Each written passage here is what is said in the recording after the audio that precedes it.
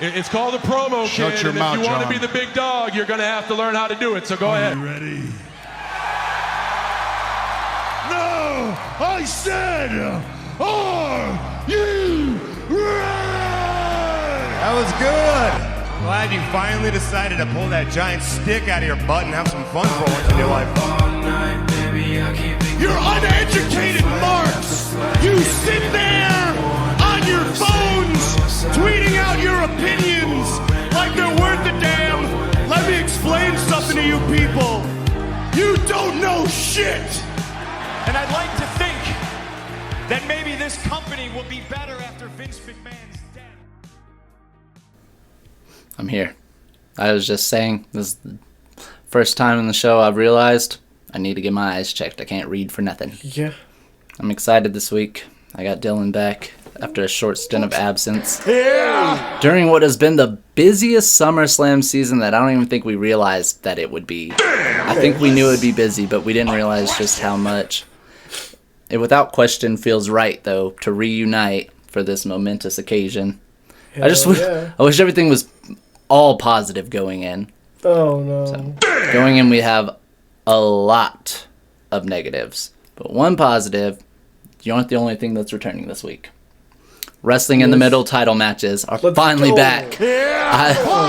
No one's missed them more than me, and it's also a tribute to how busy this summer really has been. I haven't even played video games but once all summer. It's like, that feels weird. No. So, let's see. In fact, we have a lot of Wrestling in the Middle title matches. Thanks for seeing our faces. I'm still looking pretty rough from the road, but that's okay. That's fine. We're going to shut the camera off, and you're going to watch our first match, which is a number one contenders elimination chamber match for the men's world title match. We got to get a number one contender first, so turn this off. Look at our awesome logo. Let's get to this match. I don't want to waste any more time. Let's see. Men's chamber. Let's look at the field here. We got Punk, Dragunov, Rollins, Gunther, Breaker, Styles. Literally everybody has a SummerSlam moment here except for AJ Styles. Well... Poor guy. Ilya?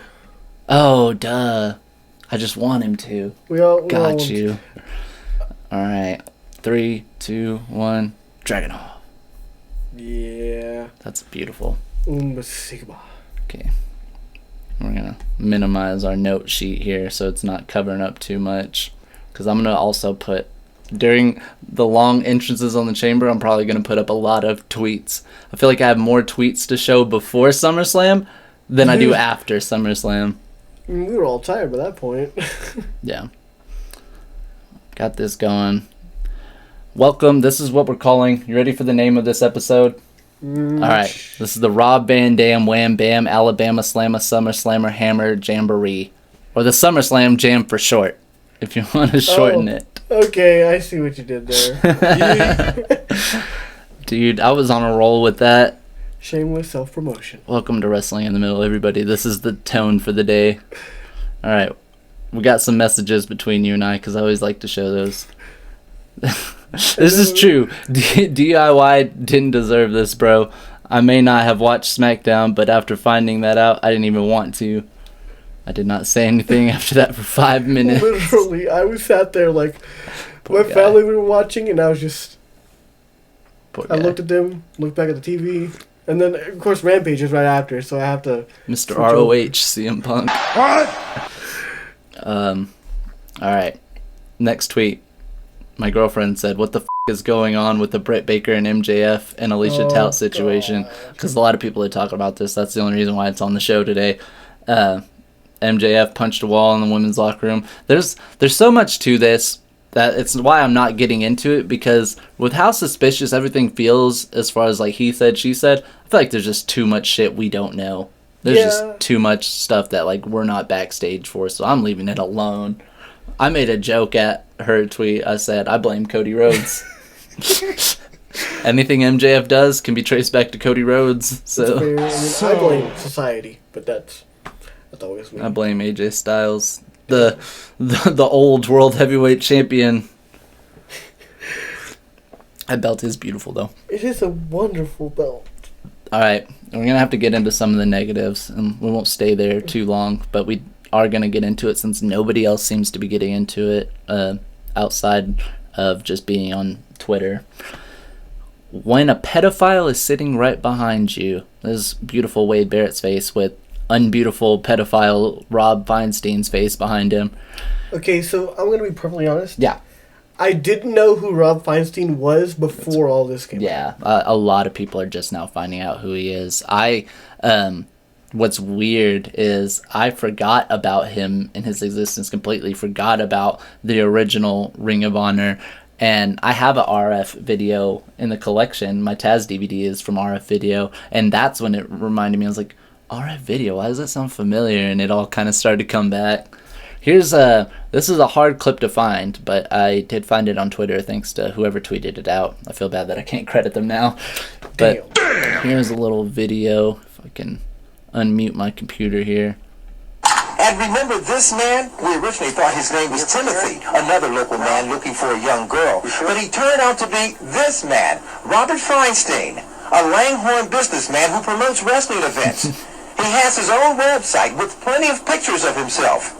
He looks like a bad dude right there. At his office and his home. Each time he saw us, running, he ran. Running. And according to his chat log, he thought he was meeting a 14-year-old boy. Mm-hmm. Oh my god. That's his thing. He likes 14-year-old boys. He likes professional wrestling and 14-year-old boys. Here's him taking pictures with literally everybody so they can be grouped in with his toxicity. I think, especially these being younger stars, minus Eli Drake, LA Knight there.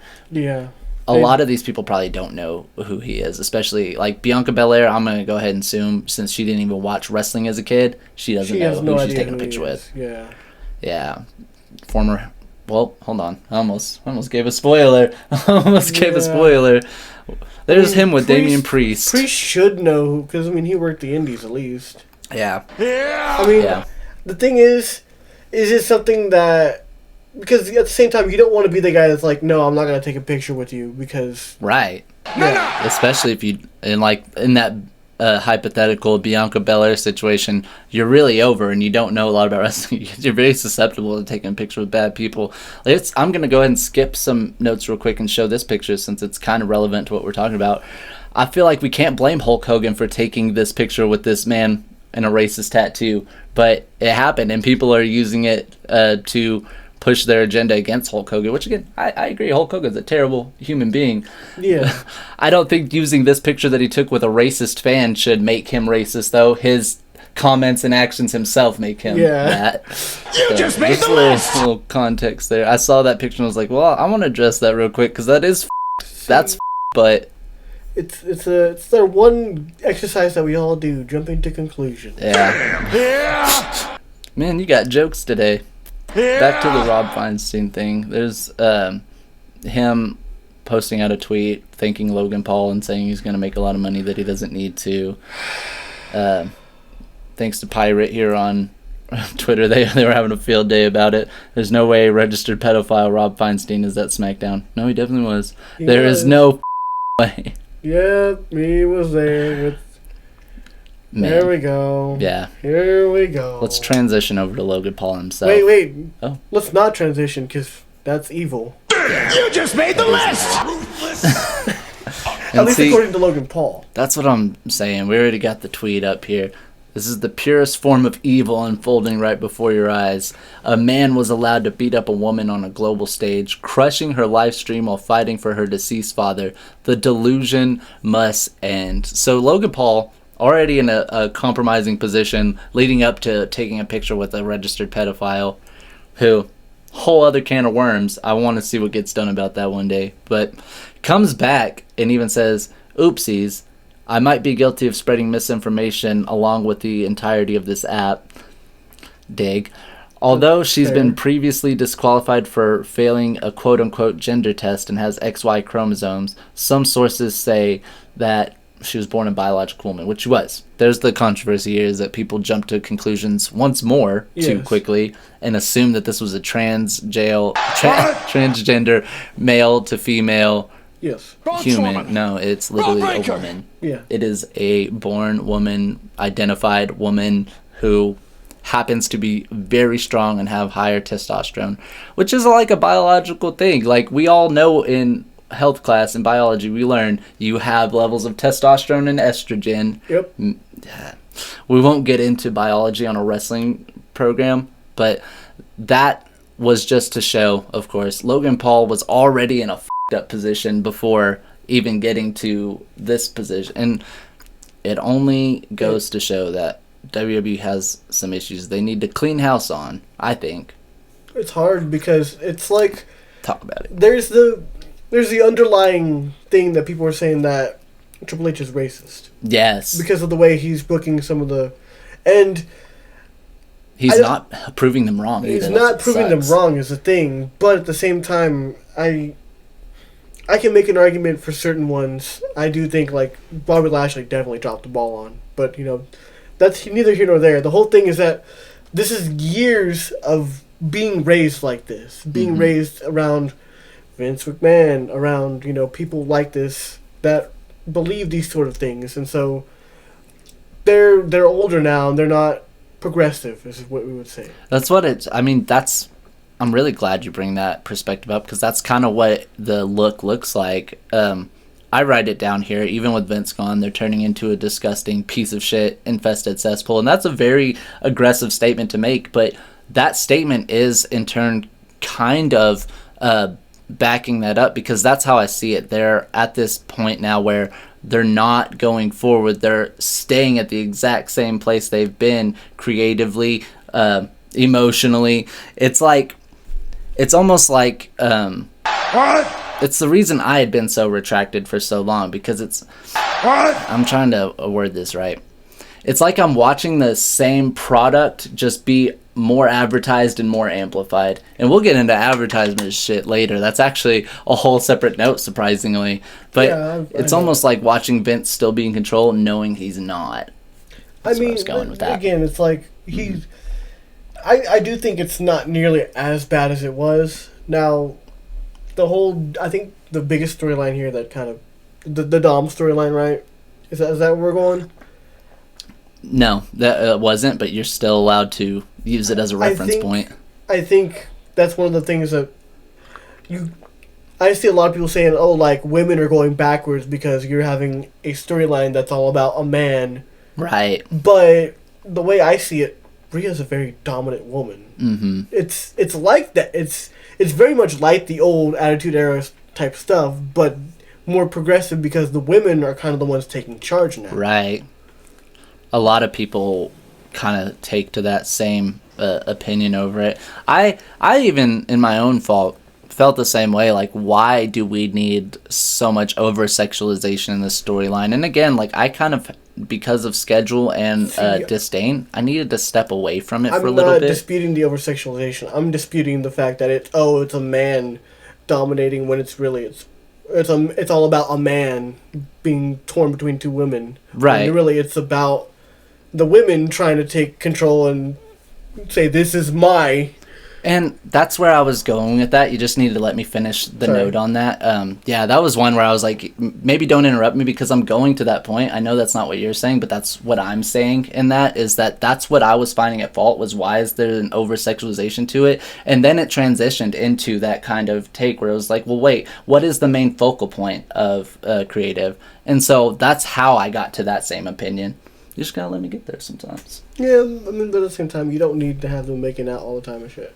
But that's neither here nor there.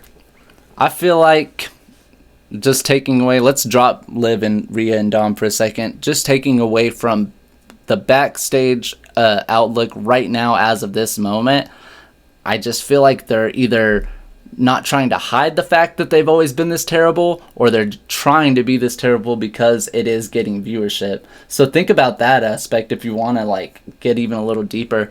What if they kind of bring in shitty people and do these controversial things because, in Eric Bischoff's words, controversy creates cash? It's like, what if bringing Logan Paul and ISO Speed in is a ploy to get so many people like me that hate them to watch and criticize? I mean, I guess the whole thing is that I don't... Maybe that's my fault, but I don't think about that so much. Yeah. I should be more... more scrupulous in the way I see WWE in the backstage and all that. But with all that's gone on these past few years, I've just gotten so like, okay, there's something else going on here. It can't be this shitty all the time. Yeah, and then there's the rumors that Brock is open. They're open to bringing Brock back. Get the F out. Brother, I didn't even know that. We'll save that for on the frozen day in hell it happens. Let's show another tweet. Well, we got 5 guys in our Elimination Chamber match, too. Yeah, we probably should have been talking about it the whole time. No, it's fine. This was kind of the layout plan. I was like, is Gunther finna be out, though? Is Dragunov gonna be out? Okay, never mind. The reason why the number 1 contenders match is Elimination Chamber, fun fact, my favorite SummerSlam match of all time is the 2003 Elimination Chamber match. Go. So, just, if you haven't watched it, go watch it. Like, literally 3/4 of Evolution are in it, but that doesn't make it a bad match. Also, I'm going to say it. Hold on. We got to turn the camera on because I have to use visuals for this. I'm scared. Yeah, be scared. Be afraid. We're back. Fear the beast. I'm in a video game! I love doing that. So, alright. Here's a statement I'm making. And I've thought about this for a very long time. You ready? Okay. Evolution, Shield, Bloodline. I'm saying it. I'm not even like the biggest Bloodline guy. I'm just saying, like, if you look at the substance of those factions, I love the Shield. The Bloodline did some things, man. He's got a good point. He's got a very good point. I'm out of here. Get the F out. I'm out of here. Also, did somebody get eliminated already? Someone else is out of here. Yeah, someone got eliminated. I think was it Punk? It was Punk. It was Punk. No, it's not Punk. He's in there. Who was Okay, it? don't worry. I know the whole field. Gunther, Dragunov, Breaker, Rollins. It was Rollins. It was Rollins. It was Seth freaking Rollins. Wow. It was Punk's fault. I'm willing to wager it was Punk's fault. I didn't even show the tweet yet. I don't think. I've been saying Logan Paul is a piece of shit for this entire time and getting heat for it, but I'm just grateful the truth comes to light as it always do. Here's my question: who gave you heat for saying that Logan Paul is a piece of PLS? The internet, yeah. Like, you remember the SmackDown I was at live and I was tweeting during Logan Paul's segment like, I don't want to be watching this shit like that. Dude. that was a hateful time. People were like, shut the up, and I was like, but I want to say this. I believe Gunther just got eliminated. No, Punk got eliminated. Yeah, that makes sense. Bye, Punk. Damn, I was kind of hoping for Danielson versus Punk to main event SummerSlam. Damn. Here's another controversial tweet I want to show. King's out here. Second biggest WWE show of the year tonight, and Triple H couldn't find room for any black talent to get on the card. Disappointing, but not surprising. So, given what you said before, okay, so where do you stand with that? So obviously they got Bobby would have been immediately one of the people to put in there. Carmelo and Andrade had a really good match on SmackDown. That's one of my counterpoints. Like, I'm sorry, Dragunov himself. He's building Carmelo. Yeah, for sure. Like, Carmelo's gonna be up there really soon. Bianca, they're cooling off on Bianca. Yeah. And even them, they're building something with them and the other factions. So, like, but at the same time, it's not just black talent. Tag teams. Mm-hmm. There's not a single tag team. Like, you could have easily fixed 2 problems with one match if you would have put the tag team match, the women's tag team match, on this card. Right. No, dude. I think I've talked about it with the entire Wrestle Squad. Shout out to them because besides myself, they are all black males. So that makes sense. it a lot easier to gauge the perspective of people that this actually matters more severely to. And I mean, they're all behind it. I kind of think that it's not done on purpose. I do notice it, but I don't think Triple H is sitting there doing it on purpose, and I think that's why he's sitting back ignoring the noise, because in those situations you need to take account that this is how people are feeling, listen to the fans, but in turn you do need to ignore the noise a little bit, because while suspicious behavior, all you got to do is start booking them better and the problem solved in that sense. I mean, it's hard because, like, this might make me look bad. But I can't think of anyone besides, like, Jade and Bianca. It's a black talent that is on that level. And that's what sucks. And maybe you need to start bringing people in. I thought Dragunov was getting choked out. I thought the submission thing was going the other way, like it was going in Gunther's favor. I was like, oh. Our final three here are Dragunov, Styles, and Gunther. That's a good ass match. I know. I think AJ's out. He's done. Bye, AJ. Okay. Resiliency? Okay. Resiliency. Let's show another tweet. Turned on the 3-hour pre-show just for kicks. Saw Pat pretending to be a cowboy. Remembered he's a bum with bum-ass friends and decided to go and watch literally anything else instead. And that was less of a dig at the pre-show and more of a dig at Pat McAfee. See, part of me is like, God, there's a lot of negativity here. That. Part of me is like, okay, I like to... It's like when I'm doing tutoring. I like to be like, here's some positives, then let's get into the negatives, right? Yeah. I did the opposite. At the same time, pretty much every point you've hit is warranted. Yeah, so, all warranted, all negatives, and that's what's beautiful about this. I applied the opposite formula. I recognize how many large negatives there are. I point them out, balance it out with, okay, where can we find positives? And the more we get into this show today, you'll feel that. But right now, we gotta address those things. And again, like, that wasn't even a super serious, like, this pre-show, none of that. It was more so hey, Pat McAfee, you suck. You got bum-ass friends that don't deserve to call people who've been working their entire life losers on NXT. Those losers on NXT are levels ahead of anything you're going to do in your career being a yes man. So, for that logic, you and your bum-ass friends. Look, all I'm saying Dragunov kicked out. Eddie Thorpe could have been in the game, but instead we got Pat. See? They even Carmen had, Petrovic. Too early, but I don't think so. They literally had some of Lash's stuff in there. She could have been in the game. I mean, I think they had a render for Jakara. I'm like, nope. Anyways, I'm saying, I bet that comment rubbed you the wrong way when you heard losers from NXT. Yeah, I would. They even doubled down like 3 times. Like, are Dragunov and Gunther working together? Okay, it looked like they were ganging up on him. I was like, wait, is there like some sort of like national alliance here? International alliance? Did you catch during the show where Pat's like, it might have been Raw actually, where he was like, oh my god.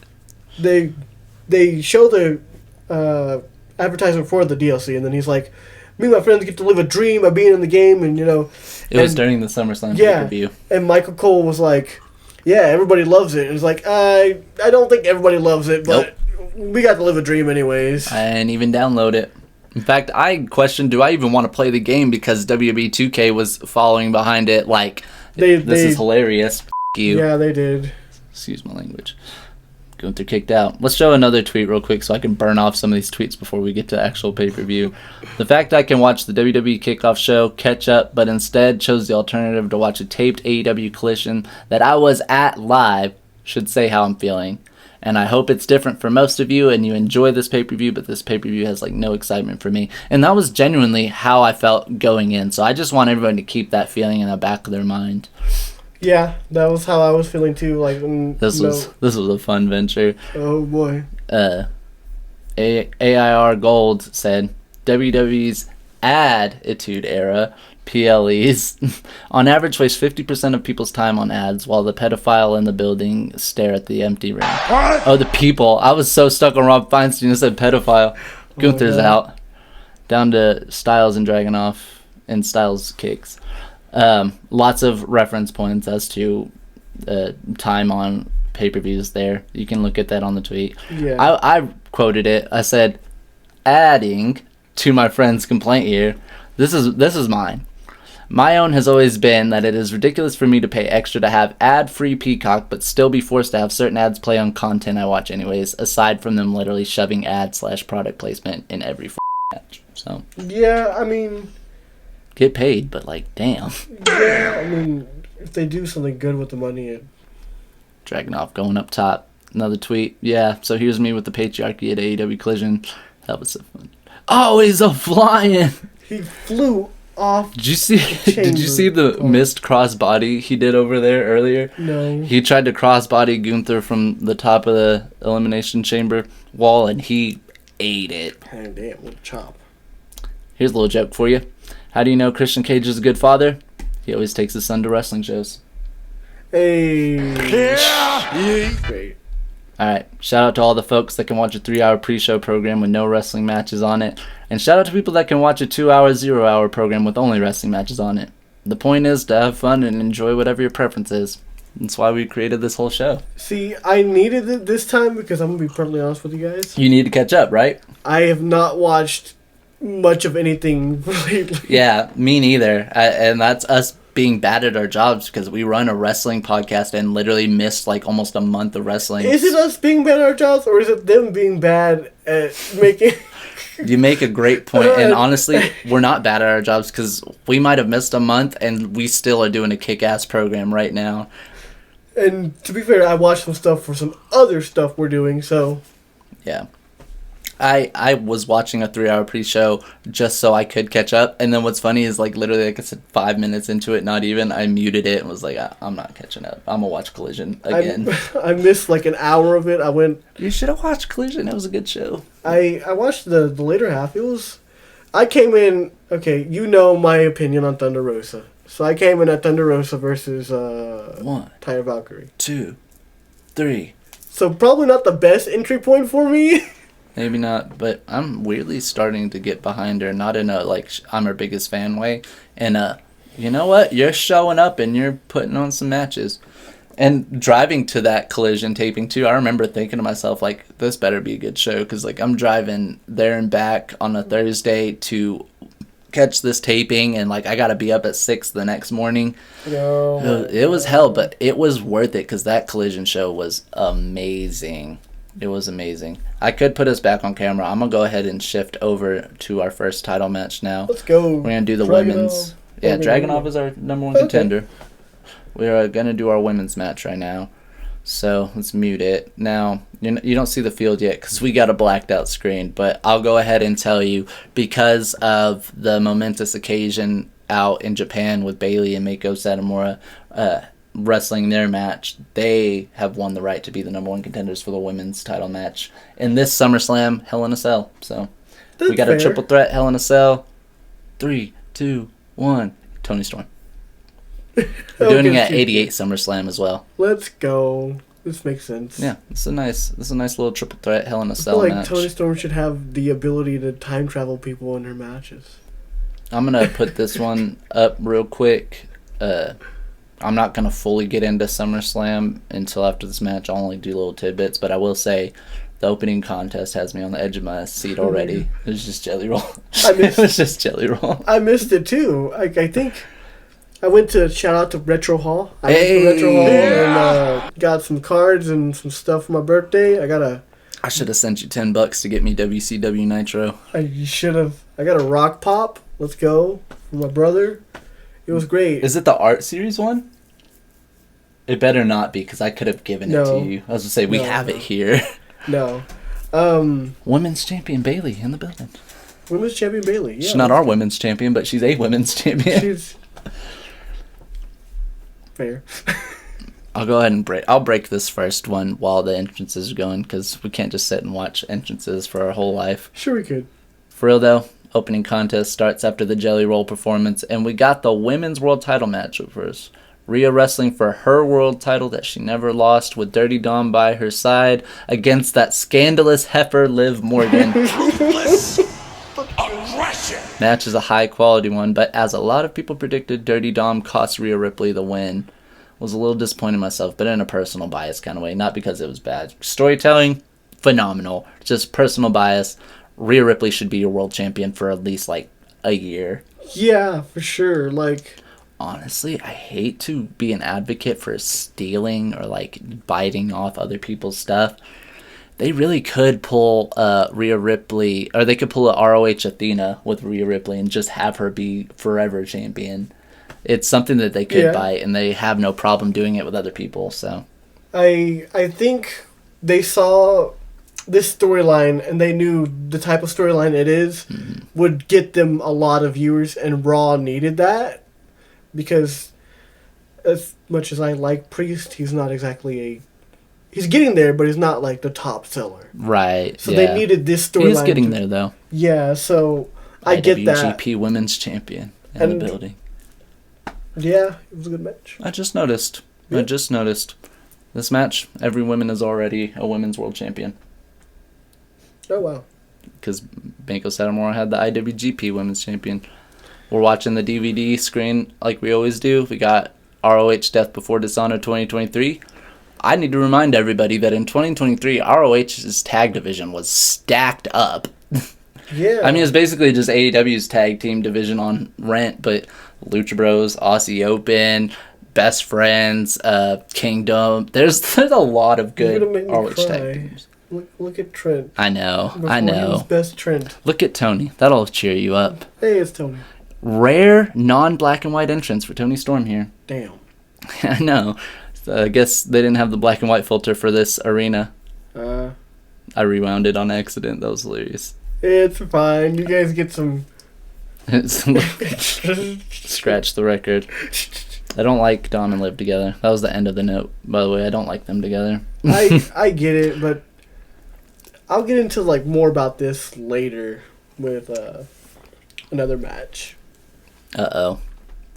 We'll get into the IC title match since it wasn't that quick, or it was a very quick match. It wasn't that long of a match, I should say. Did you say 550? Is that what you said? I think someone said. I was like, I didn't count the time. My note on it, another one to lay down for Sami Zayn and Braun Breaker, and I did have Braun Breaker picked to win this one. Braun Breaker! Nothing against Sami, and we knew Sami wasn't getting squashed either. But it was a rather quick match. I'm just glad it did have some substance within that short amount of time. Yeah, I had a feeling when it was announced there'd be 7 matches instead of the... Drop the cage. The 5 that we've become accustomed to. I was like, some of these matches are going to go a little short. Ding. I didn't expect it to go 5 minutes and 50 seconds short, if that's the actual time. Yeah, I don't know the extra time, but it does sound pretty accurate. I'm just, like I said, I'm grateful it wasn't a squash match either. Oh yeah, and I think now is the time. Yeah, that's what I was saying. Now is the time and place for Braun Breaker to get his first main roster title run. And it just everything about this makes sense. Think about this: the last person he destroyed before Sami was Dragunov. I hate that, but Dragunov is the next man up. Yeah, that's why I said that. Like, ooh, he's the Wrestling in the Middle world title contender. That's nothing to sneeze at. Hell yeah. Tony just standing there. What's she grabbing now? Get the chair. Let's go. She grabbed the kendo stick, said that's not enough. I love how Mako said it's already over. Yeah. Fine. It's not how it goes, Mako. Mako has probably been in the better position this entire match so far. Not for long. Oh, well, Bailey said, yeah. Is there an alliance to be had here? I'm not going to read my next note, but I am going to pull it up here just so it's ready to go because I see there's messages. Oh, yeah. No. You don't want me to get in on that whenever Master Watto is on our DVD screen and Tony Storm on our computer screen. Leon Ruffin, let's go. Shout out. I've been in a Ring of Honor mood since the All In series and getting all these ROH DVDs and meeting Ian Riccaboni and Caprice Coleman. Show that picture on the screen. Boom. I love this moment. Speaking of love, I love Leon Ruffin. Like, I loved him in NXT, and he actually got a title win, though. That was crazy. Do you remember what title? No, I don't at the all. NXT North American title. He's a North American champion. I never knew that. Priest helped him. That was around the same time I was getting into Priest, because he helped him win it, and it was great. Mako on the offense. I was about to break down what she's doing, but I didn't get the chance to. It was just kicks and suplexes and almost didn't kick out. It looked like the kick out system wasn't even going to work. It's it. Hit her with... Never mind. Just elbow her in the back. It does something. I'm telling you, if Tony does it and Mako does it right behind her, it's doing something effective. That's fair. Irish whip into the turnbuckle. And then we got Bailey. Is she going to whip Tony in there? Nope. I wish. Should have. Come on, Bailey. Missed opportunity. I'm mad at none of these women being our world champion. So it's literally a win no matter what. But Toni Storm has been on a hell of a run. Man, I know that they said they want to run the match back in real life. Bailey and Mako on a PLE. I'm saying. Like, she's retiring soon, man. She's never been on a main roster PLE. Like, now's the time. The injustice in that. I really hope they induct her into the Hall of Fame when she retires. Oh, I know they will. Even if it's not for like 5, even 10 years, they're going to. She's, without a doubt, had a Hall of Fame career, and she's been around for so long. Drink it in, man. Until you shared that footage that one time on Twitter of her in WCW, I didn't even know it had been that long that she'd been in. It's crazy. Hey, now she's... I was going to say, now she's hitting Toni Storm with the trash can. Thank God Toni beat her to it. Ooh, she threw it and then Mako just kind of no-sold it. Let's go. It's kind of disrespectful. Nah, she's the final boss. Ooh, the real final boss. You remember my tweet? I won't show it on the show because I can't go dig for it right now. But I was like, all right, her final match. Rock versus Mako Satomura. Battle for the final boss. Let's go. Rock puts Mako over. Toni Storm gives her Storm Zero. Nope, I thought we were going Storm Zero. Out. Oh, we're throwing her out the cage or into the cage. This is gonna hurt. Ouch. Ow. She bounces her head onto the... And she just no-sold it. Kipped up after getting thrown into the cage and ricocheting onto the hardest part of the ring. Toni Storm looks like she's about to get the win, but it's too late. Yeah. Toni Storm would have had the win, and that plan would have been executed perfectly had Mako Satomura not been... That's superhuman? Dude, she, like... Tomohiro Ishii, that's what that was. She said that tickled. She's the Stone Pitbull. Let's go. Mako Satomura, the real Stone Pitbull. Can't believe she did. Yeah. Oh, just man. roll her up. Bridge it. She can't kick out if you bridge it. 1, 2. Oh. Ooh. Never mind. She can kick out, actually. I was wrong. She's living up to her name. I'm back. And bad. I'm just kidding. We're not gonna. I'm gonna turn my Terry Funk hat around. He's funkin'. At the first show I went to, actually it was the second one, I was wearing my Terry Funk hat, and everyone was complimenting my Cactus Jack shirt. It's like, hey, I got this Terry Funk hat too. Like no one cared. The last show I went to, 2 rows in front of me, some old heads in the coolest Terry Funk shirts I've ever seen in my life.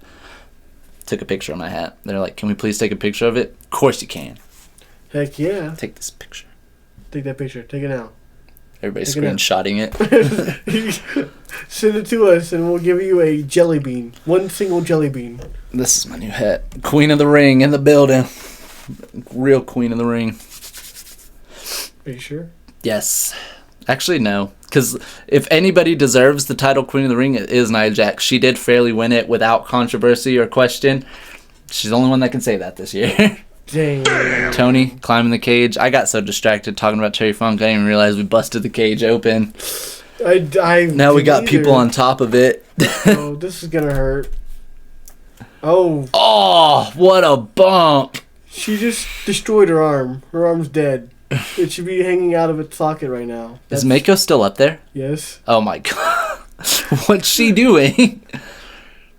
Meanwhile, in the ring inside the cell. I guess this is a one-on-one match now because Mako decided she's gonna stay. Dude, she ascended into heaven. I don't know what happened. Fire. Fire. Oh my god. Bailey to she could've... belly. I thought she was gonna belly her through the table. That's what I was like, if only she could turn it around, man. That would have been so amazing. All right, Mako's back. Finally made her way back. Yeah, she climbed down over there. Toni Storm ate a face full of fire. Death Belly Driver into the... Come on. Oh my god, let's into the go. flaming table. Toni a little dazed. Uh-oh. 1, 2, 3. Mako Satomura wins. 2-time women's wrestling in the middle women's world champion. Let's I said it right. go. And then... That's the one I always botch. Yeah, so she won. Toni Storm's reign is unfortunately over, but flaming tables. A Death Valley Driver into a flaming table. I guess Tony Storm set that table up too, is what She did. gets me. Hey, it can't last forever. Even Roman Reigns had to lose the title sometime. Not with that attitude. I wondered at one point if he ever would. I thought, what if they do just go 7 years with this? No. We'll just all have to take part in it. All right. We do have to actually get back to SummerSlam a little bit now, and I hate that. Next match going in. Here's the exchange of texts again. Speaking of disappointing, with all the Logan Paul BS, now we got MGK in on it too. God. He about to retain, man. Why would you say? Yep. Why would you want that? I thought so. I thought when they brought MGK out, I was like, would he's you about ask to that? retain this. Why would you do this? Why was Big Bill watching on the ROH side cam there? All right. I can't focus on ROH as much as I am, but I do that every show. I'm afraid of that because that would literally mean WWE is as bad as we think it is behind the scenes, which, I mean, we are finding out lately. It already is. But if we're ever going to get away from this transphobic, bigoted image WWE is getting now, we got to start with making changes like putting their titles on people who don't do stupid shit. Furthermore, dude has only defended that belt twice in his whole run. The Logan Paul U.S. title run is basically just the U.S. title being inactive as a championship. Let's show some more tweets. AEW Defender, who's actually a great guy. I've gotten to talk to him several times over the past few years. He's a great guy. It's time to find out what's more important. Punishing Logan Paul for his statement to avoid bad PR, or having that United States Championship plastered all over multiple forms of media. Can't see me. My tweet. 2 outcomes could come from this. WWE keeps the U.S. title as a deactivated prop. That's what it's been. Or reinstate it with LA Knight as the inaugural new champion. I like that. That's Mindset. how I've viewed it this entire 200 and some odd days, is that it just isn't been around at all. MGK tries to interfere in this match. I honestly lost hope and faith in WWE right there. The moment MGK handed him the brass knucks, Yeah, I said, was like, oh, we're going the opposite direction. we're done. But that wasn't the case. Hold on, let me mute this. It's trying to go through our outro in my ear. You know what will completely throw you off when you're trying to deliver a show? You start to hear SummerSlam Jam playing in your ear, and you're like, what's going on? They end up making the decision to reinstate the U.S. title. Let's go. LA Knight is now the U.S. champion, Yeah. who deserved to have it a long-ass time ago. Watching the press conference, to be fair, he might have had too many Mike's Harder Lemonades on that, is what his words were. He was kind of acting like a jackass, but in an overconfident LA Knight type of way. I was going to say, like, we know he can be a jackass. Like, look at Eli Drake and I think TNA. he was working a gimmick. More so he's working a gimmick. Yeah. So. But, I mean, it's good. This is not only for the, the actual morals and values Don't drink here, and yeah is my statement. Don't drink and yeah. Yeah. but also, payoff. Yes. That's what a lot of this SummerSlam has been, payoff. And I saw there's like a lot of points here to be made, like, oh, Yeah, that'll drag into our other matches too. they shouldn't have done this, they shouldn't have done. I think someone made I don't know if you have it on here, about all the interferences. Maybe, maybe not. I don't know. Go ahead and talk about it. I'll give There you are the a lot green of light. there are a lot of interferences in this whole pay-per-view. You're gonna see a little later too, but Yeah. and I get it. Like, there's a lot of interference. Relying on it too much, I get it. But at Maybe. the same time, everyone made sense except the MGK one. Yeah. It made sense because it's Logan Paul's character, but like there was no storyline reason for it. I allow you to make that note too, because that note is directly conducive to how the final note of this show will go. So I'm glad you said that. That's actually really, really helpful. Yeah. So, women's title match after that, and I'm about to give you a TMI note here. Oh no! I ate some unbranded restaurant Thai food before SummerSlam, or during SummerSlam. So for a large chunk of this match, I was pooping. I was dumping. I was watching it on my phone. Who was your pick to win going into this? Let me get our tag title match ready here. It was Nia. I had to be honest. And it's sad because the overall feeling I've seen is that Bailey is amazing. We love Bailey. Mm-hmm. But this reign has not been very good. It really hasn't been what I want it to be. And I kind of had Nia picked, but I wasn't rooting for her. I wasn't confident in that pick. I wasn't rooting for her. I really, because of that point you just made, I wanted Bailey to do more before she lost Yeah, it. for sure. Like, she's had good matches. Like, I think she's had pretty good matches with everyone she's wrestled. As a fan, let me ask you this question. How do you feel that her last title win was over Miko Satomura? Does that make it any better or worse? Damn. I mean, that really helps legitimize her, except, unfortunately, Mako. a lot of your fans don't know who Mako is because you don't advertise her on anything but NXT. Like, we put Mako Satomura on this high pedestal so much that she's even our champion, which I didn't make her the champion. She made herself the champion. Yeah. That's fine because she's that much of a badass. We have her on a high pedestal because we understand the caliber she is, but yeah, to your point, not many people will. So. And, like, they barely... I know they mentioned it on, like, Raw or SmackDown that she did have that match. Yeah. But, like... And they do it on their social media channels, too. Like, they advertise the match, they put the match on the WWE Vault. Mm-hmm. Like, do more of that, though. Especially since she's retiring. Brawl breaker! Let's see. I rooted for Bailey, like I said. Match was pretty alright. Wasn't expecting Tiffany Stratton to come out, and admittedly, and maybe this was the first time we all saw it. This is the first time I saw the custom Money in the Bank. They revealed it last night on SmackDown. Got you. It did seem relatively new. I mean, I told you so. Whenever she won it, I said, normally in these circumstances that she's in, this is where you see someone get their custom case. Yeah. I knew she was going to have a custom case, and it looks almost exactly like I thought it would, except with a strap instead.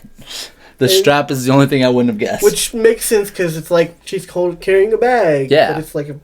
It's genius. It is genius. And again, I have still so many unknown negatives about that woman. Yes. I respect the briefcase. Here's the thing.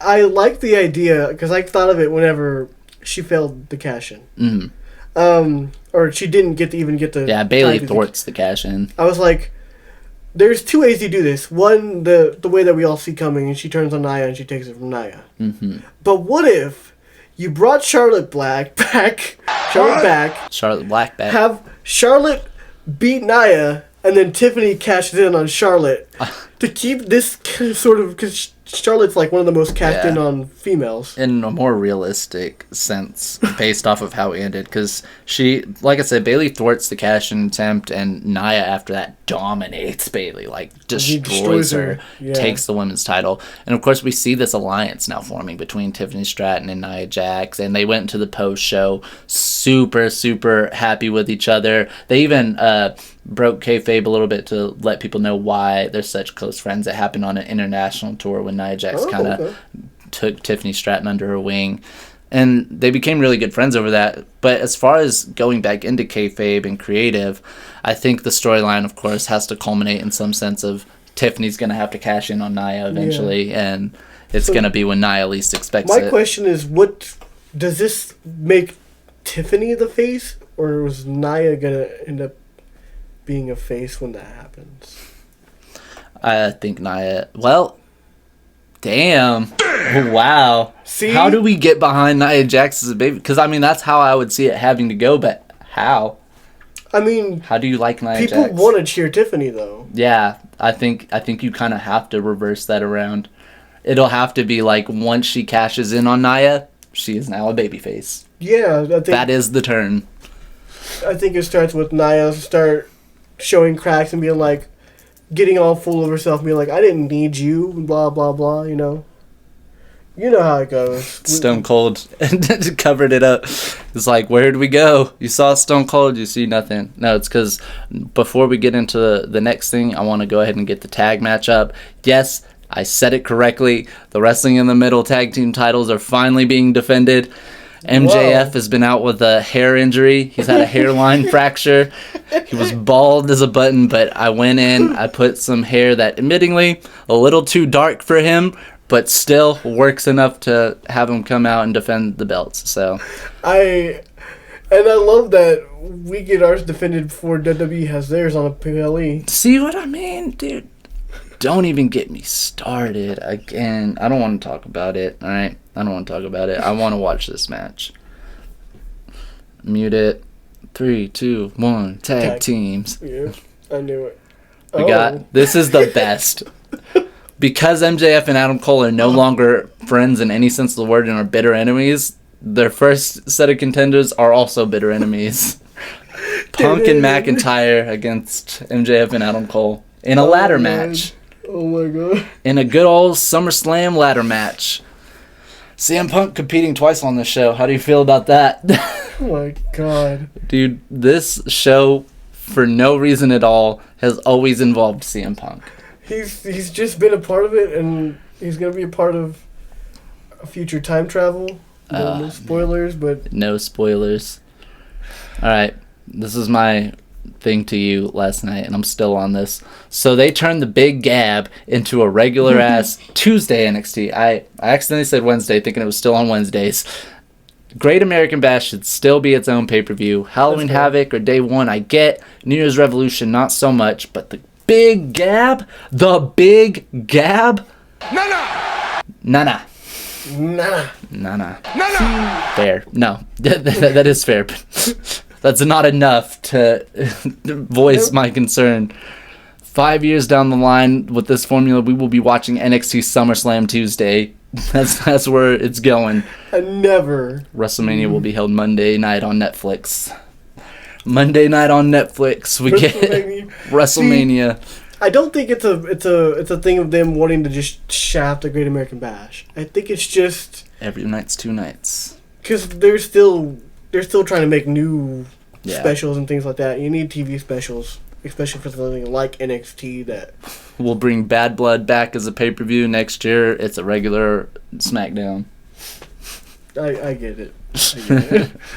Big fight feel for what I half-ass feel is a main event worthy build. Punk versus McIntyre. Punkentire. That's what this team could use for their name. Punkentire. Was Seth Rollins inserted as special guest ref? But did the match hold up to the standards of the build? I'm going to go ahead and answer yes with that. I think it did. Really? I think it did.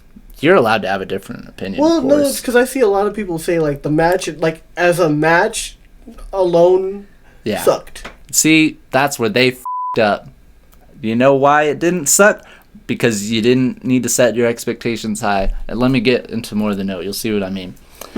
I certainly appreciated just the factor that we were watching on Punk wrestle. We're watching CM Punk wrestle, which, when you think about it, really isn't too often that happens due to so many injury gaps and suspensions over the last couple of years.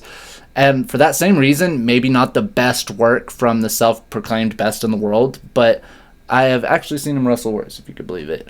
I think if you try not to put him on the same pedestal of having a great match, understand that every match he's had in those past few years had been watered down or lacked in substance, then you can appreciate him stepping it up a little bit here, because this was an improvement to what you saw him wrestle against Jon Moxley, an improvement to what you saw him wrestle at Madison Square Garden against Dominic Mysterio.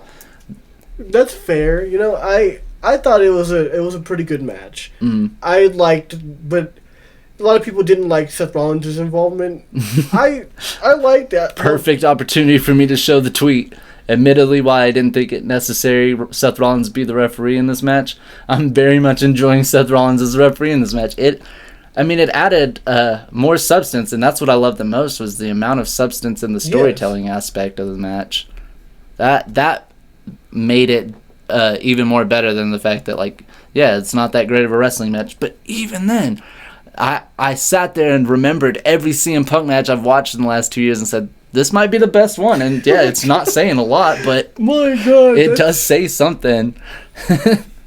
Drew does get the win, but I don't think this match would be a contender for favorite of the night if it weren't for the variable of Seth Rollins being the guest ref. I think that added so much more to it. I think there's just so much to it. Like you said, substance. Something that under Vince was missing. Yeah, it really was. If we owe nothing to the fact that, there's still some really shady things going on backstage, at least the stories are so much better. At the very least, we're getting insanely good storytelling. And on that point, I don't think the story's over. They do an excellent job telling it, but you could tell the story's not over. Far from, in fact. Just shout out to all the haters. That's all I'm going to say. Because, again, Seth Rollins not in the match. Maybe this would be a different note, and it would have lacked a little more. But even then, I think the build was well enough, and CM Punk being able to last more than 5 minutes was well enough. That's fair. Hard to call someone the best in the world. All right, before I get into the next thing, I gotta ask you how you feel about MJF's new hair job. It's Critique okay. there. It looks a little. It's a little darker than I thought it would be. It looks a little higher for some reason. Like, I don't know if I'm. You got a little that fades up a little higher. I do see the darkness to it, yeah. But I I was mean, like- it goes with the black. You know? I didn't want to go too blonde because he's Jewish and I know he doesn't have much blonde in his hair, but it's not that dark. It's more lighter brown. It's hard, man. It's hard. It's hard. Like 2K, get your. I still can't fix Swerve. That's the one that sucks the most. I'm trying to do an former Evolution champion run the gauntlet. I need Swerve. You Like need Swerve. All right, here's another big one. Next, we get to the World Heavyweight title match that I kind of saw Gunther winning going in. But before the match came around, they showed a preview of the new Damian Priest documentary that not only looks good, made me want to root for Damian to retain a little bit. But once I saw that preview, I was like, all right, I want him to win. See, it's like I've been a Damian fan since NXT, and For sure. I really liked his Get some face water. run on the main roster as United States champion, There's them belts. Oh, and this felt like him going back to that. He's starting to find his stride as champion again, yeah. and I really didn't want him to lose it, but at the same time, Gunther can't lose. That's just how it is. Gunther cannot lose a match. If Gunther were to lose in this match, we would have some pretty questionable things. So, see how the match went as this tag title match is going. Actually, the World Heavyweight title match deserves a little more attention. Let's watch our tag match first. I'll just leave it at that tweet that I said. Correction, Michael Cole. Gunther did not beat Randy Orton. We all acknowledge the fact that the pin was botched and Gunther is not the actual king of the ring. But he does deserve a world title shot regardless of whatever lies we have to tell to get there. That's fair. I mean, All right. Adam Cole climbing the ladder. Hey, empty ring. Empty ring. Do it. Just do it. He starts Cole. strutting. Come on, Cole. Why did MJF woo? Because he's Okay. MJF. McIntyre coming in. Punk coming in too. Damn it, there's too many people. Get him out of there. Get him out of there. Better than you, baby, have retained the tag team titles. That was quick. You just Did you think Punk and McIntyre could really work together that well? Can they coexist? Punk and Tyre did not win the tag team titles, and in fact, in what was probably a 3 to 4 minute match at best, he just drops the title to him. Just Whatever take works. the title, man. I don't The entrances were longer than the match. I absolutely love that. Let's turn our camera back on for a second. Hi. World Heavyweight title match time. Hard-hitting heavyweight match goes down. It was hard-hitting. It We even was. see Gunther bleed from his chest, if you could believe So it. good, man. This makes Gunther, turn the up, too. He doesn't know that he's bleeding during the match, is what's crazy to he me. looks at it. He has to look at one of the screens, and that's when he's like, "Oh, Oh, shit. okay, I'm bleeding. let's go." He goes off and then even kicks Finn Balor, which makes Damian Priest turn the up. Hell yeah. He goes on offense and even gets the South of Heaven, but rolls Gunther a mile away to the ropes. He rolls him over twice to get him by the ropes. Finn Balor screws him out right there by putting Gunther's foot over the rope. We kind of anticipated this. So when he said Got the notepad.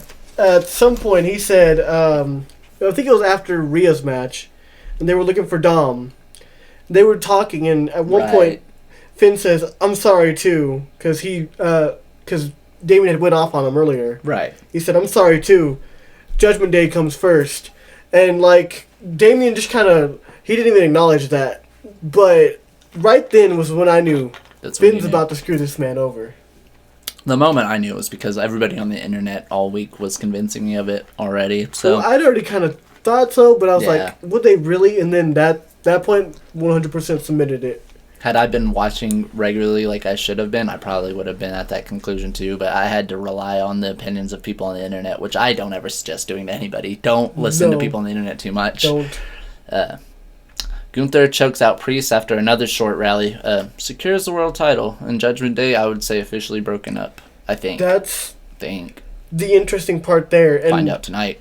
yeah, and the really good part about it actually is that, again, long-term storytelling, like I can't believe it took, someone mentioned it took a year after the whole thing with Seth and Priest and all that, between Finn and them, going after the World Heavyweight Championship, and a whole year for Balor to get his revenge. Yeah. Really good long-term storytelling, like, holy crap.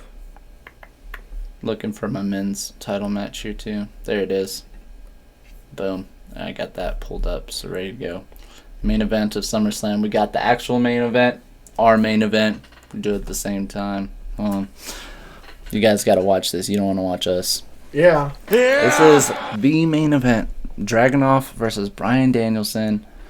Wrestling in the Middle World title match. Hell of a event. No DQ, no time limit, no nothing. They're fighting. Let's go. 3, 2, 1, fight! With Paul Heyman as the... So, my thinking with this was, alright, in SummerSlam fashion, we gotta have a random special guest referee that doesn't make sense to be in the match, but will ultimately make it better. I went through a lot of options. Here were the final 3 options. Okay. Paul Heyman, who won. Paul Bearer could have been the referee. Or the very close second that originally was supposed to be the ref, Omos.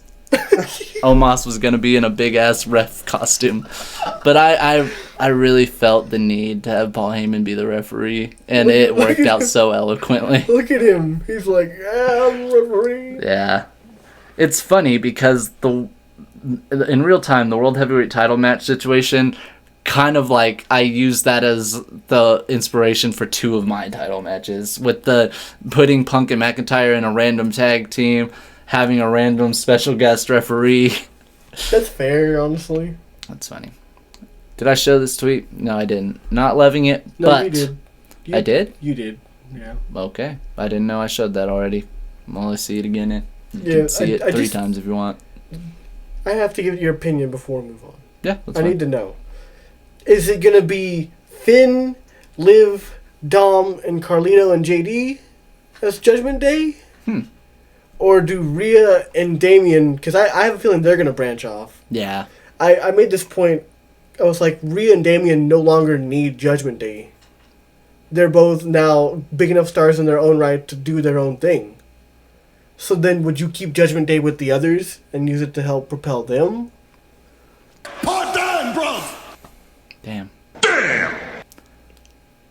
I think at this point then, with all that said, maybe it's best to just completely let Judgment Day be broken up. Like, and what if Carlito, JD, Dom, Liv, they don't even go off and do their own thing. Dom and Liv will go do their own thing. Finn and JD will go do their own thing. I mean, because Liv has a title and Yeah, Finn and JD have a title. It's just, exactly. But we don't need to group them all together. that's fair. If anything, we need Dragunov to beat Gunther for the World Heavyweight title at WrestleMania 41, and that's the only option that Yes. comes out of Monday Night Raw. Yes. Hey, he's got SummerSlam Arena rooting for him. Hell yeah. He's also WCW Cruiserweight Champion, I see. Oh, wow. Okay, let's go. Let's get to the big question mark of the night. Main event match. Why is Solo in it, and is Roman Reigns pulling up? Were the questions. Also, a tweet. How much TV time is taken up by Cody Rhodes just getting to the ring? Cody Rhodes' entrance has an entrance. I mean, yeah, it does. You gotta have an entrance to Cody Rhodes' entrance. He's the big guy. We find out before the match from the enforcer Arn Anderson that Cody does have backup friends who are on standby. That's a good note to make. Match goes pretty intensely despite that long-ass entrance. Took longer to see Tama and Tonga than I had anticipated, but they eventually do come. And then this is what gets me. This is why the Arn Anderson thing's a little fishy. So, we see Kevin Owens and Randy Orton come out to even the odds, and it confuses me because part of the storyline is that they were taken out and Cody needed new backup. I thought. Like, that was part of the whole thing, was he had to watch them get taken out, and so if they're out, who can help him now? But they're still They're fine. They're fine. That bothered me. It's Kevin. It's Kevin and Randy. They're fine. So, wasn't a fan of that. Solo kicks out the crossroads and then gets beaten down with stairs. Solo hits a spear, but not enough to take down Cody. We already knew one spear is enough to take out a Cody Rhodes, especially not if it's not even Roman Reigns' spear. Hey, I will say it was a pretty nice looking spear. Jacob Fatu eventually does come out, and also it's expected, but who comes to even the odds then? What we got to make note of, I don't have it in the notes, is Jacob Fatu takes himself out here. He does. Can't even stand up. I thought it was kayfabe. I thought he was like, you know what? The only person that can take out Jacob Fatu is Jacob Fatu himself. Which I would have been completely fine with. But no, he I showed up could with the boot tell. the next day. And It's like I had suspicion because it didn't look like a great landing. Then when he tried to stand up and fell on his butt, I knew, oh no, he legitimately isn't able to stand. He tried to stand up there. He could no longer. He's now wearing a boot. Confirm that. We get the return of Roman Reigns as... no camera. I know, the camera's not on. They can't see your finger go up. But delivers a Superman punch and spear to Solo, and then he leaves. Takes a long time, but he does leave without saying anything. Cody crosses the roads again and gets the win. I think it's safe to say by no means are Cody and Roman allies or anything like that. In fact, Roman probably wants to regain his rightful status as tribal chief in the near future. But for now, Cody's still champion. I think the thing about that is that obviously we're getting Roman versus Solo and blah, blah, blah. Yeah. I think Solo didn't do too bad. You think? I think he did all right. I don't think it was nearly as bad as people were saying it was going to be. Yeah, that's what I say, because I feel like it's getting a lot of criticism that I'm not giving it myself, but I think Solo's kind of just being given a bad feedback margin because they pushed him so hard that last year. Like, when I went to the live shows, I watched Solo main event so many Raws and SmackDowns that I got tired of it. And that's how people collectively start to feel, and that's not fair because, like you said, he did a great job. He does a great job often. He has a set style that he keeps to. Every now and then he'll do something. Dragunov might be out now. That kick to the head dropped him. Come on. One. That was a little slow, Paul.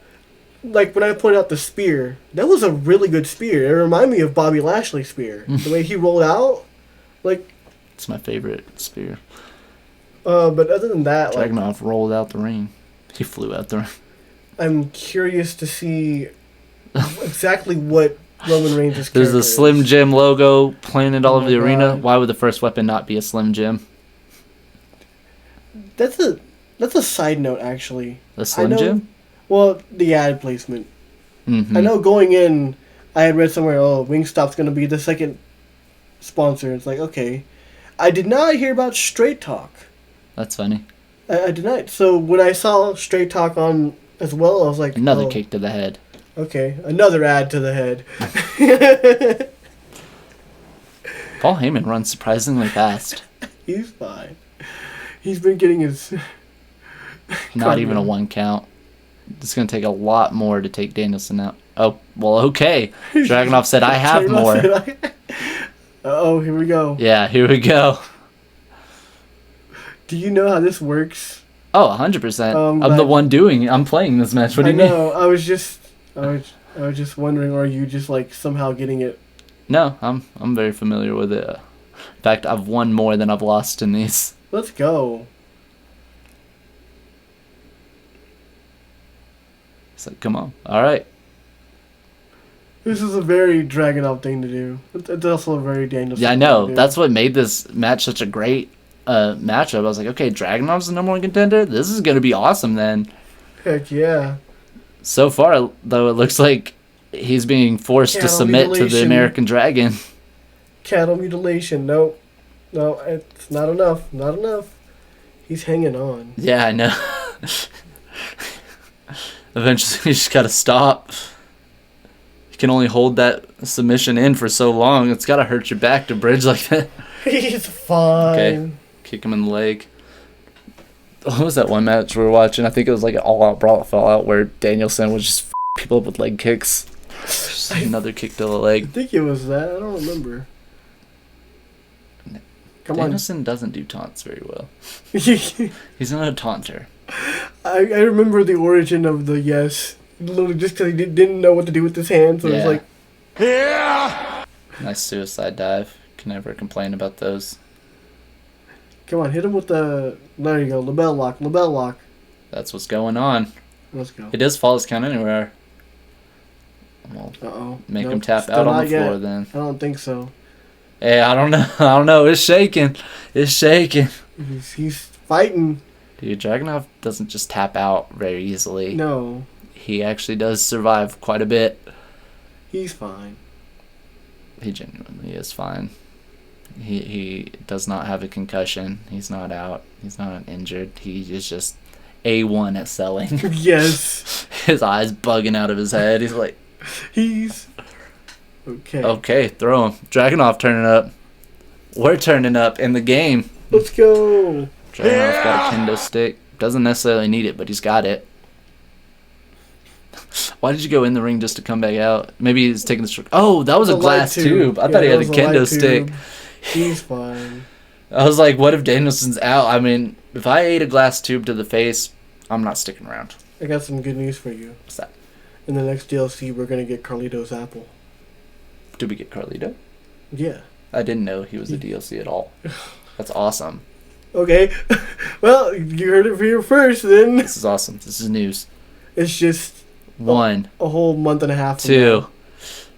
Dude, Danielson kicking out of the H-bomb. And then tipping up. Yeah. Into more.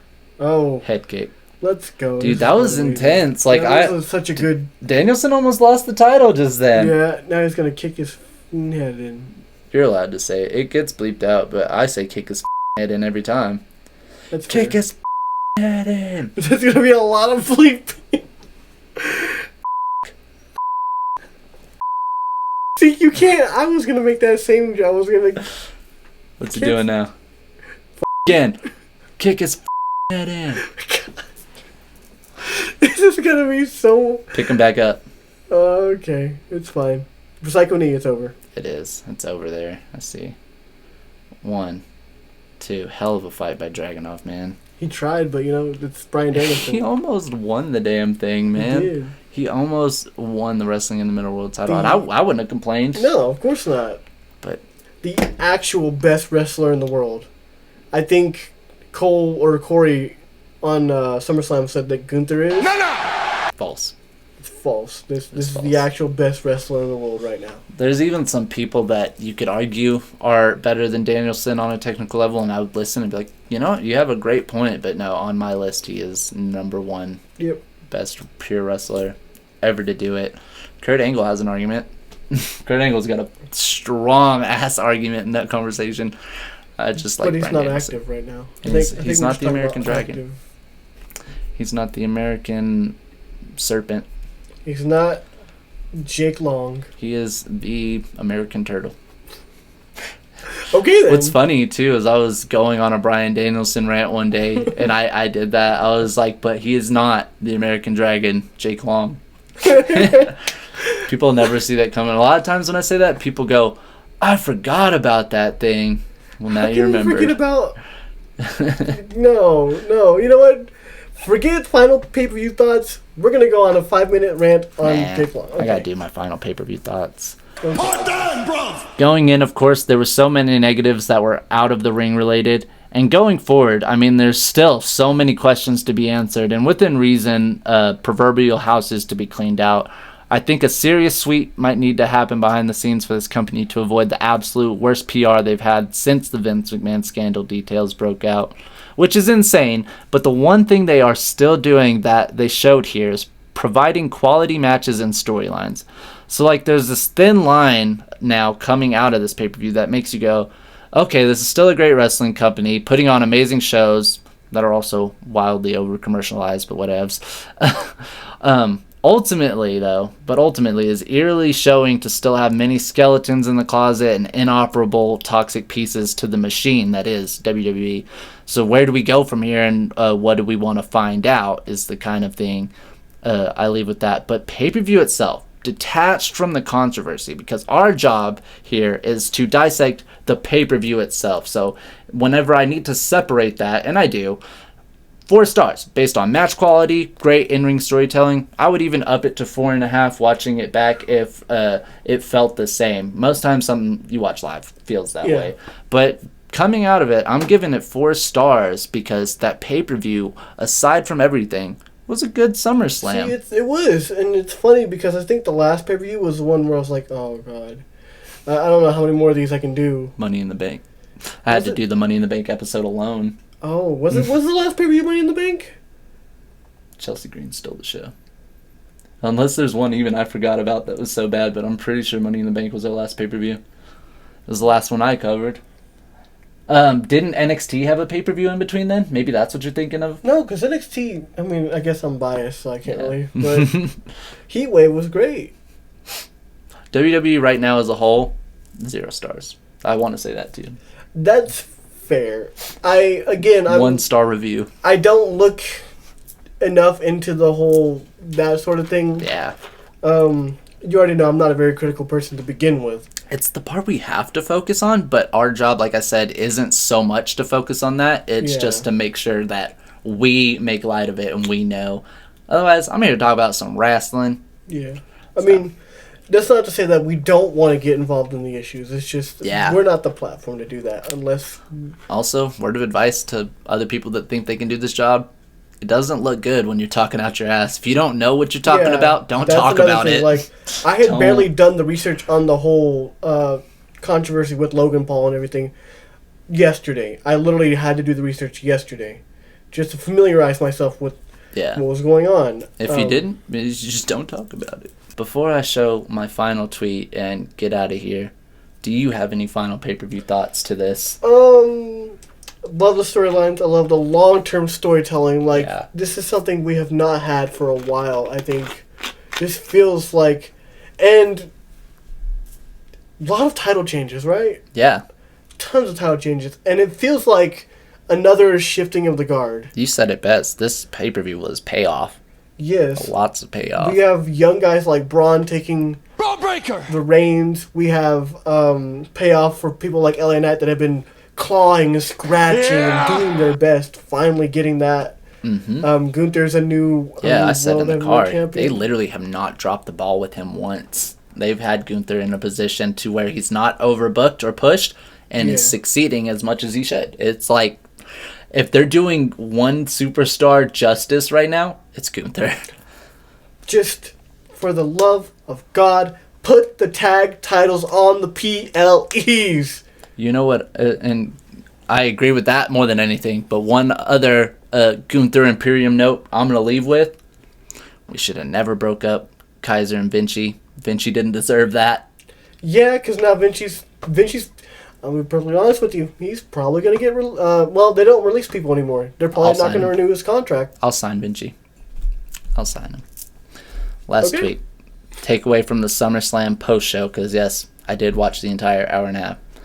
Either media members are afraid to ask the serious, harder questions about topics like Rob Feinstein or Logan Paul, or WWE more likely is letting them know ahead of time those topics are off limits. Because again, I have to put myself in their shoes for a second and be fair to it. You don't want to lose your job asking questions you're not supposed to ask. Oh, yeah. Likewise, it is our job to get those answers so people know. So you have to find the fine line. I think WWE's like, no, don't. I think so, too. I think it's easy to be like, we want to control the narrative right now because, especially in this day and age with social media and all the different things, you're right. It's easy for, A, negative publicity to be magnified, but also, B, I'm not saying that any of this is false or there's other things, just that if there is something else going on or something that they can't tell or something that they know about that they don't want us to know, they don't want it getting out or rumors spreading to make it even worse. No. Yeah, you make perfect sense right there. And that's, as somebody who knows the difficulty in trying to get into that media room, it's hard. You have to know somebody on the inside to be in that group of people. And so I continuously try to be that guy. I'm not at that level yet, but I understand with it being that hard, I'm not going to jeopardize that when I have it. You're going to walk on eggshells because you're trying not to give them any reason. we criticize Triple H so much now as a creative booker and as a boss and this and that, but in some senses you have to remember that's Triple H. Who are you gonna be to sit there and accuse Triple H of shit? And hey, maybe you're right, maybe you're wrong, but like, not the time or place. Not the time or place.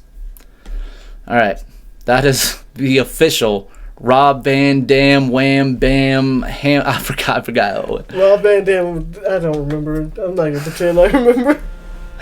That was the Rob Van Dam Wham Bam Alabama Slammer SummerSlammer Hammer Jamboree. Yeah. It's SummerSlam. It's just SummerSlam Jam.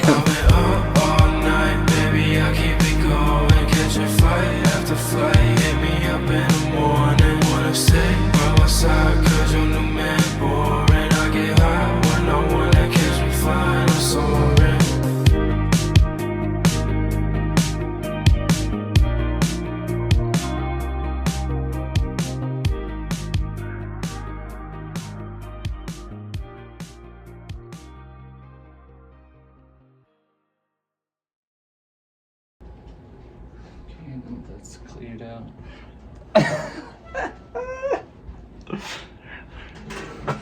Oh, hey, what up? Didn't know you were still here. Come on in. Braun Strowman, Braun Breaker. Get the F out.